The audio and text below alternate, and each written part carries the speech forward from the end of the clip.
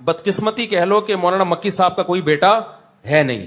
تو بادشاہ نے ہمارے علماء دیوبند سے رابطہ کیا کہ مدینہ یونیورسٹی میں آپ کے حوالے کرنا چاہتا ہوں, آپ لوگ اس کو سنبھالو.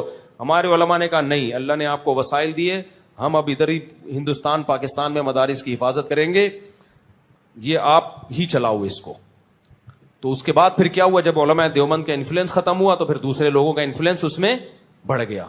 تو پھر انہوں نے یہ پروپیگنڈا شروع کر دیا کہ یہ عرب جو ہیں علماء دیوبند کے خلاف ہیں, اور ان کے علماء دیوبند کے خلاف کتاب بھی چھپی تھی دیوبندیہ کے نام سے, اس میں بھی بڑی غلط بیانی کی گئی. جب وہ کتاب چھپی ہے اس میں سعودیہ کے علماء کے دستخط تھے کہ علماء دیوبند کے عقائد غلط ہیں. پھر یہاں جامعہ فاروقیہ کے ایک عالم نے اس کا جواب لکھا. جب وہ جواب سعودی عرب گیا ہے تو اب وہ دیوبندیہ چھپنا بند ہو گئی ہے, اب وہ بین ہو گئی سعودی عرب میں. سمجھتے ہو کہ نہیں سمجھتے؟ تو پروپیگنڈا پہلے بھی ہوا تھا, اور عرب علماء کے سامنے بہت پروپیگنڈا ہوتا ہے. یہ جو تبلیغی جماعت میں نکلنے کو ناجائز قرار دیا تھا, شیخ صالح المنجد تھے غالباً, بہت بڑے سعودی عرب کے عالم ہیں. انہوں نے فتویٰ دیا کہ سعودی عرب تبلیغی جماعت میں نکلنا حرام ہے. میں نے ان کا فتویٰ پڑھا, اس میں انہوں نے وجہ لکھی کہ یہ لوگ قبر پرست ہیں. مجھے خیال ہوا کہ میں جانتا ہوں چونکہ وہ عالم نیک ہیں, مجھے پتا تھا یہ بدنیت نہیں ہے. مجھے یقین ہو گیا کہ کتنا غلط پروپیگنڈا کیا ان کے سامنے. تبلیغی جماعت کا قبر پرستی سے کیا تعلق ہے یار؟ مجھے خیال تھا کہ میں ان کی خدمت میں جاؤں, میں کہوں حضرت آپ کبھی تبلیغ میں سہروزہ لگا کے دیکھیں, جتنا تبلیغ والے قبر پرستی کے خلاف ہیں. لیکن ظاہر ہے ان کو پروپیگنڈا تو چل جاتا ہے نا, اتنا پروپیگنڈا کیا ہے کہ انہوں نے فتویٰ دے دی قبر پرست ہیں. کچھ اور الزام لگا دیتے یار, قبر پرستی کا تو کسی طرح بنتا ہی نہیں ہے. تو سعودی عرب کے بڑے بڑے علماء, شیخ الحدیث مولانا زکریا رحمۃ اللہ علیہ کے شیخ بن باز سے بہت اچھے تعلقات تھے.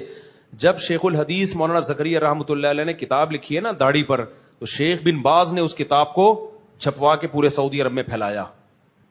بذل المجہود جو شیخ الحدیث کی شرح ہے ابو داؤد کی, آج بھی سعودی عرب کی کتب خانوں میں آپ کو ملے گی. تو علماء سعودیہ کے جو ہے وہ ویسے بھی حنبلی ہیں, وہ کوئی غیر مقلد تھوڑی ہیں یا اہل حدیث تھوڑی ہیں, وہ تو حنبلی ہیں ویسے بھی. تو لیکن ہم اہل حدیث کو بھی گمراہ نہیں سمجھتے, اس کی میں کئی بار ڈیٹیل بتا چکا ہوں کہ اہل حدیث کے بارے میں ہمارا موقف کیا ہے. لیکن اتنی بات ضرور ہے کہ علماء دیوبند کے خلاف پروپیگنڈا بہت ہوا ہے, کیونکہ جو کام کر رہا ہوتا ہے نا, قادیانیت کے خلاف کام ہم نے کیا, یہاں پہ پرویزی فرقے کے خلاف کام ہم نے کیا, دفاع صحابہ میں ہم نے کام کیا, سارے میدانوں میں کام. آپ کو سب سے زیادہ, میں دوسروں کی نفی نہیں کر رہا, لیکن ہر میدان میں آپ کو صف اول میں کون ملے گا؟ پوری دنیا میں چلے جاؤ یار, مدارس کا جال بچھا ہوا ہے, سب کے تانے بانے کہاں جا کے ملتے ہیں؟ علماء دیوبند. تو فرنٹ لائن پر آپ کو بہت جگہوں پہ نظر آئیں گے, دوسرے بھی کام کر رہے ہیں, ان کی نفی نہیں کر رہا میں, لیکن پروپیگنڈا ہمارے خلاف بہت ہوا ہے. ایک سعودی مجھ سے ملے, عالم تھے, سعودی عالم تھے, انہوں نے کہنے لگے آپ لوگ کے عقیدے قرآن و سنت کے خلاف ہیں, آپ دیوبندی ہو. میں نے کہا کیا خلاف ہیں؟ تو میں نے کہا پوچھو کیا خلاف ہیں, کوئی ایک تو بتاؤ نا. تو مجھ سے عقیدے پوچھتے کہ میں جواب دیتا کہ کہہ رہے ہیں تو صحیح ہے بالکل. تو کہہ رہے پھر کون سے والے علماء کے عقیدے خلاف؟ میں نے کہا کسی کے بھی, سب کے یہی ہیں, سب کے یہی ہیں. تو کتابوں کی دنیا اور ہوتی ہے بھائی, مشاہدے کی دنیا. اور سعودی عرب میں جو انقلاب آیا, محمد ابن عبد الوہاب, جن کی وجہ سے دنیا ان کو وہابی کہتی ہے نا, محمدی تو کہہ نہیں سکتی تھی, تو ابا کے کھاتے میں ڈال کے وہابی کہنا شروع کر دیا. محمد ابن عبد الوہاب جو ہے, جن کو سارے عرب فالو کرتے ہیں, ان کے جو بیٹے ہیں نا, انہوں نے اپنے والد کے عقائد بیان کیے ہیں. اس میں صاف طور پر لکھا ہے کہ ہم فقہ حنبلی کو فالو کرتے ہیں اور ہم نے پانچواں کوئی مسلک نہیں نکالا. اور محمد ابن عبد الوہاب, میرے پاس یہ سارے تحریر ثبوت کے ساتھ موجود ہیں, چونکہ یہ سوال تو اچانک آ گیا نا, تو ان کے حوالوں کے ساتھ موجود ہیں. ان سے کسی نے سوال پوچھا محمد ابن عبد الوہاب سے حرم میں کہ کیا آپ نے کوئی پانچواں مسلک نکالا ہے؟ انہوں نے جواب دیا کہ ہم نے کوئی پانچواں مسلک نہیں نکالا, اہل سنت والجماعت کے جو 4 مکاتب فکر ہیں, حنفی, مالکی, شافعی, حنبلی, ہم انہی کو فالو کرتے ہیں.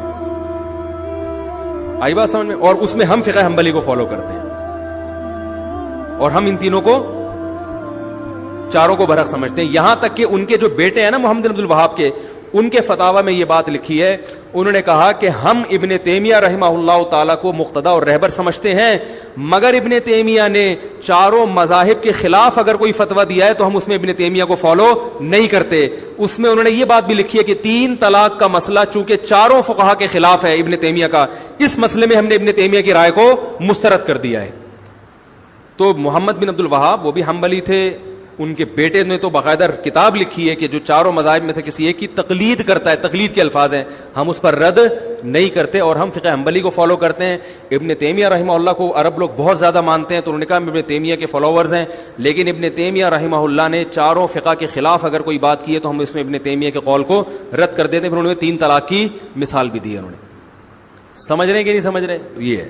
آسٹریلیا سے ہمارے ایک دوست کا فون آیا کہ یہاں آسٹریلیا کے بعض مسلمان حکومت کے قانون کو فالو نہیں کر رہے ہیں, مسجدوں کو میں رش لگا رہے ہیں اور کراؤڈ جو ہے نا کر رہے ہیں, اور وہ کہہ رہے ہیں ہم نہیں مانتے گورنمنٹ کی بات. وہ اتنے پریشان تھے وہ جنہوں نے مجھے فون کیا, وہ کہہ رہے ہیں یار گورنمنٹ سے کوئی ہمیں امید نہیں ہے, ایسا نہ ہو کہ جب وائرس کی وبا ختم ہو تو یہ حکومت یہاں مسلمانوں کے ہر قسم کے اجتماعات پر پابندی لگا دے, مسجدوں کو ہمیشہ کے لیے نہ بند کر دے کہ یار یہ لوگ جو ہے نا ہمارے جو ہے نا قانون کی کو فالو نہیں کرتے اور قانون شکنی کرتے ہیں.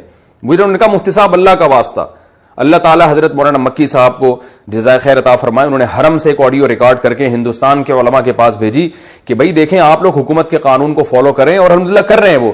اگر آپ نے فالو نہیں کیا تو یہ گورنمنٹ کو ایک موقع مل جائے گا کل مسلمانوں کے خلاف پروپیگنڈا کرنے کا, ہندوؤں کو موقع مل جائے گا مسلمانوں کے خلاف پروپیگنڈا کرنے کا. مسجد اگر ابھی عارضی طور پر بند ہو رہی ہے, کل کھل جائے گی, لیکن